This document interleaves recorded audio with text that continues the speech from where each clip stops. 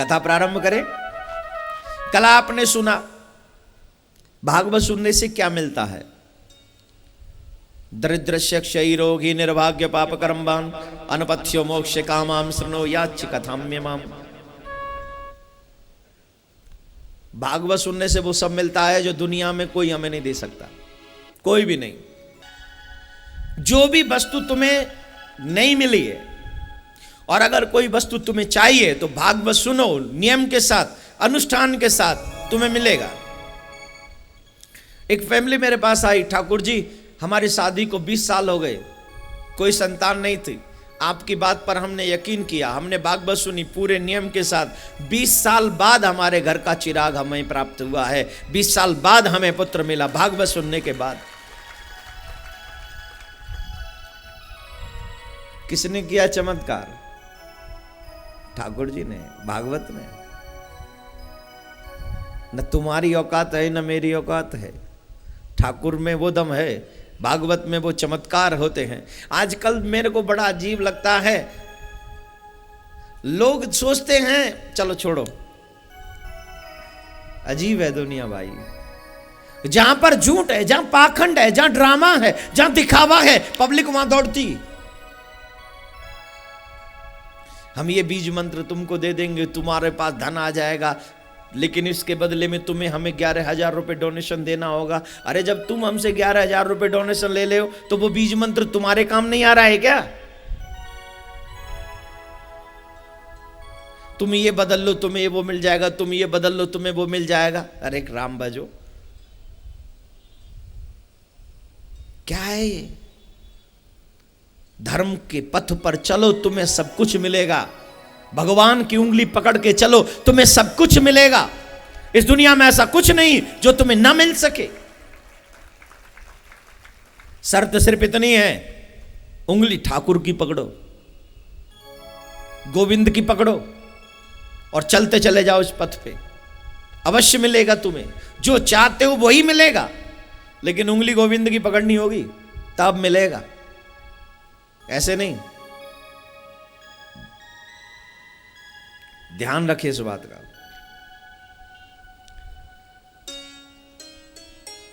भागवत हमें सब कुछ देती है क्योंकि ये कृष्ण है,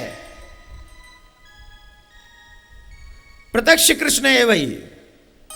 दरिद्री को धन मिलता है, रोगी को निरोगी काया प्राप्त होती है, निसंतान को संतान मिलती है, और जिसे कुछ नहीं चाहिए उसे अनपथ्यो मोक्ष कामाम शृणो याच कथाम में माम, उसे भागवत मोक्ष देता है। और मोक्ष मिली है सन 2007 में इसी भागवत पंडाल में। आप सब आगरावासी उसके प्रत्यक्षदर्शी हैं। ये सिर्फ बोलने की बात नहीं है। मैं तो एक ही बात मानूंगा कि मां ने कोई दूसरी इच्छा नहीं रखी थी कि मुझे ये चाहिए। इच्छा इसलिए नहीं रखी होगी, उनके पास सब तो था, बेटे थे, अच्छा काम करते, नाती दोनों पे औलाद थी। अब उनकी इच्छा क्या रह गई होगी, इसलिए उन्होंने भागवत से कुछ नहीं मांगा। और जब उन्होंने कुछ नहीं मांगा तो भागवत से जो कुछ नहीं मांगता उसे भागवत क्या देती है? अनपथ्यो मोक्ष कामाम, उसे मोक्ष देती है भागवत। यह सिद्ध हो गई यहां पर यह बात। और यह बात मैं आपकी बात भागवत से जोड़ रहा हूं, आपको प्रमाण दे रहा हूं, तुरंत प्रमाण दे रहा हूं। जिसे यकीन ना आए वो मुंह बांध।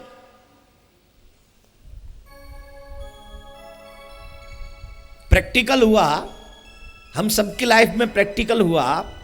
अब इसके बावजूद भी अगर किसी को यकीन ना आए तो फिर क्या कहेंगे? उल्लू तो कहता ही है सूरज नहीं है। भाई मिस्टर उल्लू से पूछो कि सूर्य है, यू सी सन, वो तो कहेगा नो, क्योंकि सच ये है कि उल्लू को सूर्य दिखता नहीं है। हाँ या ना? वैसे दुनिया में बहुत उल्लू हैं जिन्हें भागवत रूपी सूर्य की प्रकाश दिखाई नहीं पड़ता है, वो भागवत की भी निंदा करते हैं। वो वही उल्लू हैं जिन्हें दिन में भी सूर्य नहीं दिखता और रात में सूर्य होता नहीं। अनपथ्यो मोक्ष कामाम, जिसे कुछ नहीं चाहिए उसे मोक्ष मिलता ही है। माता जी को मिला मोक्ष।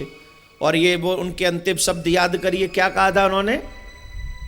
तुम चिंता मत करो, मेरे लिए डोला आ गया। भगवान ने डोला भेजा है। क्या भेजा है? डोला मीन्स विमान। हमारे गांव में या हमारे ब्रज में या लोकल क्षेत्र में, आगरा मंडल में एक रिवाज है, जब कोई ज़्यादा बड़ो बूढ़ो मर जाए ना, कोई ज़्यादा बड़ो बूढ़ो मर जाए तो फिर वो उनके परिवारी जन ना उनको विमान बना के ले जाते हैं, बैंड बजवा के, फूल वूल सजा के। अब ये गारंटी है कि स्वर्ग में जाएगा तेरे विमान बनाने से। दुनिया जब विमान बना कर देती है तो दुनिया खुश हो जाती है, लेकिन माता जी को दुनिया का विमान नहीं, भगवान का विमान लेने के लिए आया। आप लोगों ने देखा।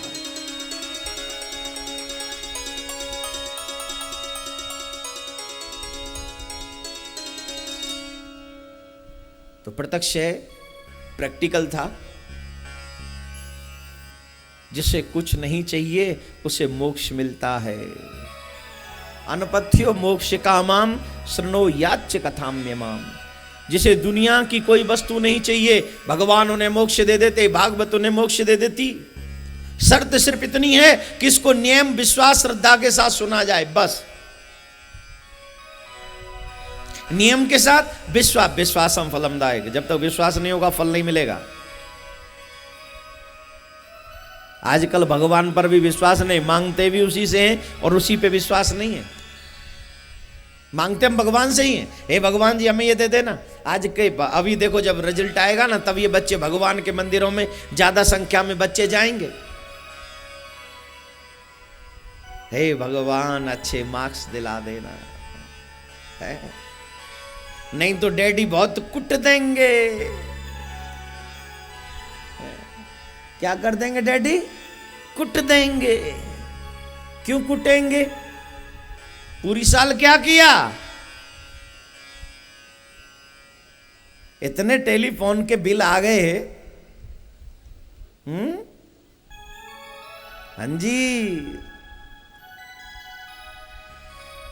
भगवान इन बच्चों का भला करो, इनको अच्छे मार्क्स दे दो, पास करो इनको अच्छे नंबरों से। इसके लिए जरूरी है अपने फ्रेंडों से कम बात करो, किताबों से ज़्यादा बात करो, किताबों में ज़्यादा ध्यान दो, फिर भगवान भी तेरे साथ खड़ा हो जाएगा और फिर तू अच्छे नंबरों से पास हो जाएगा। पूरी साल करे बुरे काम, पूरी साल करे मोबाइल पे बतिया और फिर कहे पेपर के टाइम भगवान मुझे पास कर देना। भगवान बोले आ करता हूं तुझे पास, इधर आ, है ना। लेकिन फिर भी आजकल बच्चे तो जाते ही हैं। अब जाएंगे देखना, अभी कब आएगा रिजल्ट? जब भी आए जून में आएगा, आई थिंक जून में, तब देखना लाइन लग जाएगी भगवान के यहाँ। फिर तो माँ बाप भी जाएंगे, भगवान थोड़ा कम से ही कर निकाल देना ऐसी यार, है ना। जब जरूरत होती है तो भगवान के पास जाते हैं, और जब भगवान को जरूरत होती है तेरी तो हम मुंह मोड़ कर बैठ जाते हैं। फिर नहीं आती भगवान की याद। कितना मतलबी है इंसान, कितना मतलबी है। फिर भी भगवान तो इच्छा पूरी करते ही हैं। जो भी आप चाहोगे भगवान आपको तुरंत देगा। बदले में सिर्फ इतना ही कि भागवत को नियम से सुना जाए। मोक्ष, इसका मतलब क्या है मैं आपको समझाऊंगा थोड़ी देर बाद। मोक्ष का मतलब है दोबारा संसार में जन्म ना हो। अब की बार मानव बनकर आ गए, अगली बार मानव बनकर आएंगे इस बात की गारंटी नहीं है। अगली बार क्या बनकर आएंगे पता नहीं है। इसीलिए हमें दोबारा जन्म नहीं चाहिए। इसी जन्म में हमारा मोक्ष हो जाए, हमारा कल्याण हो जाए, ऐसी कृपा कर दो। और जब जीव का मोक्ष होता है तो जीव परमात्मा के सी विग्रह में समा जाता है, फिर उसका पुनर्जन्म नहीं होता, भगवान के ही विग्रह में समा जाता है वो। इसको कहते हैं मोक्ष। और ये पाने के लिए जीव जन्म जन्म तक प्रयास करता है। हम और आप जब से सृष्टि बनी है तब से प्रयास कर रहे हैं, लेकिन अभी तक हमें मोक्ष नहीं मिला। वजह एक अंधा व्यक्ति था और अंधे व्यक्ति को एक परकोटे में बंद कर दिया गया। परकोटा मतलब समझ गए, चारों तरफ एक दीवार थी, बहुत बड़ी ऊंची ऊंची, बहुत ऊंची दीवार थी। उसके अंदर अंधे व्यक्ति को बंद कर दिया गया और उससे कहा कि तुम इस दीवार से बाहर जाओगे तभी तुमको मोक्ष मिलेगा, इस बंधन से। अब वो अंधा व्यक्ति था, उसे पता नहीं था कि इससे बाहर कैसे निकला जाए, उसकी समझ में कुछ नहीं आ रहा था। वो बाहर निकलने की कोशिश करता, लेकिन वो अंदर जो था बहुत बड़ा फील्ड था, जिधर भी जाता खुला ही खुला, कुछ समझ में उसकी में नहीं आता, अंधा कुछ दिख तो रहा नहीं। एक साधु वहां से निकले, साधु ने पूछा क्या चाहते हो, तो साधु से उसने कहा मुझे इस परकोटे से बाहर निकलना है तो मुझे मोक्ष मिलेगा, अर्थात तब मुझे मुक्ति मिलेगी इस बंधन से। साधु को दया आ गई और साधु ने कहा चल मैं तुझे बाहर तो नहीं निकाल सकता, लेकिन तू बाहर निकल जाए ऐसी राह बता सकता हूं। बोले बाबा जी वो राह ही बता दो। बाबा उसे ले गए, हाथ पकड़ा और उसका हाथ पकड़ के दीवाल के सहारे लगा दिया, इस दीवाल के सहारे निकल जा और जब दरवाजा आए तो बाहर निकल जाना। अब वो दीवाल के सारे हाथ ऐसे करते करते बाहर की तरफ प्रयास कर रहा था। सिर्फ एक दरवाजा है वो खुला है, और जब वो दरवाजा करीब आया, सामने आया, तो उसके तन में खुजली हुई और हाथ हटाकर दीवाल से वो अपने तन को खुजलाने लगा, लेकिन चलना बंद नहीं किया, वो चलता रहा और वो दरवाजा पीछे छूट गया। फिर हाथ लगा के घूम के आया, बहुत बड़ा राउंड लिया, और उस राउंड को लेने के बाद जब वो दरवाजा आया फिर खुजली हुई, फिर दरवाजा छूट गया। अभिप्राय जब जब बाहर निकलने का मौका मिला तब तब उसको खुजली हुई, विषय भोगों की खुजली हुई और जीव उसमें फंस गया। वो अंधा व्यक्ति कौन है? बोले हम ही तो हैं, हम ही हैं वो अंधे व्यक्ति। 84 लाख योनियों के परकोटे में हम कैद हैं। भगवान ने कहा सिर्फ मानव योनि का एक दरवाजा खुला है, तू इससे अगर बाहर निकल गया तो तुझे मोक्ष मिल जाएगा, और अगर नहीं निकला तो तू हमेशा के लिए इसमें कैद रहेगा। बार बार मरेगा, बार बार जन्म होगा, बार बार मरेगा, फिर जन्म होगा, बार बार मरना पड़ेगा तुझे। हमने प्रयास किया, हर योनि में प्रयास किया निकलने का, लेकिन मानव योनि ही दरवाजा था। जब मानव योनि मिली तो विषय भोगों की आग लगने लगी, खुजली होने लगी।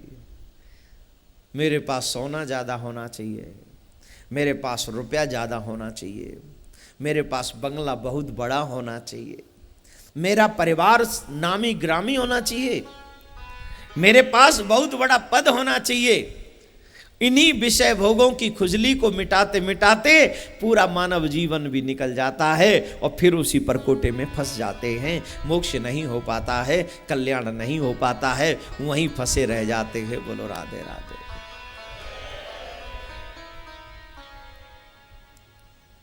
This is biggest problem. Biggest, not a small problem. This is biggest problem. हम समझना नहीं चाहते। ये बात नहीं है कि मैं जानता नहीं हूं, जानता हूं पर जानना चाहता नहीं हूं। ये प्रॉब्लम है। कितनी बार मुझसे पहले आपने ये बातें सुनी होंगी कि मानव योनि में ही मोक्ष होगा, लेकिन ध्यान गया, जब तक कथा सुनते तब तक मुंडी हिलाते रहते, और जैसे ही कथा पंडाल से बाहर, अरे इन लोगों का तो काम ही है ये। वैसे आजकल असर कम होता है। असर कम क्यों होता है? क्योंकि जो सुनने वाले हैं, जो सुनाने वाले हैं, उनका आहार व्यवहार विचार सब बदल गया है। लेकिन इसका मतलब ये नहीं कि बेअसर होते, असर होता है।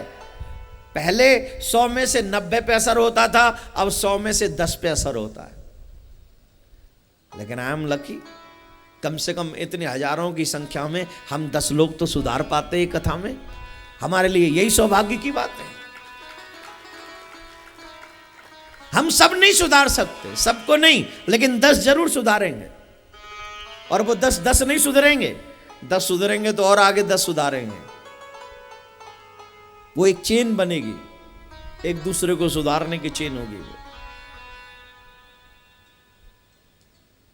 और तब तक सतयुग आ जाएगा, बेड़ा पार हो जाएगा। राधे राधे बोलना पड़ेगा। मुझे किसी और के बारे में नहीं सोचना है, मुझे सिर्फ अपने बारे में सोचना है। और अपने बारे में यह कि मुझे मोक्ष चाहिए तो मिलेगी कैसे, और मोक्ष चाहिए तो तब मिलेगी जब 7 दिन भागवत सुने, नियम के साथ भागवत सुने। जो नियम मैंने बताए हैं उन नियमों के साथ सुनोगे तो अनुपथ्यो मोक्ष कामाम, जिसे कुछ नहीं चाहिए उसे मात्र 7 दिन में मोक्ष मिल जाएगी। मात्र ओनली ऑन 7 days। ज्यादा लंबा समय नहीं है, बहुत समय तक नहीं जीन करना है, सिर्फ 7 दिन। वारे वाह कलयुग के मानव, कितना धिक्कार है तेरी जिंदगी के लिए। अपने मोक्ष के लिए 7 दिन भी हम लोग सोचते हैं, दूं या नहीं दूं, दूं तो क्या होगा, नहीं दूं तो क्या होगा। देखे देख अच्छा होगा, मेरा ठाकुर तेरा भला करेगा। इसलिए अपने जिंदगी के 7 दिन हमेशा जब मौका मिले तो भगवान के लिए जीना चाहिए। राधे राधे बोलना पड़ेगा। नहीं, जरा जोर से ऐसे खुल के बोला।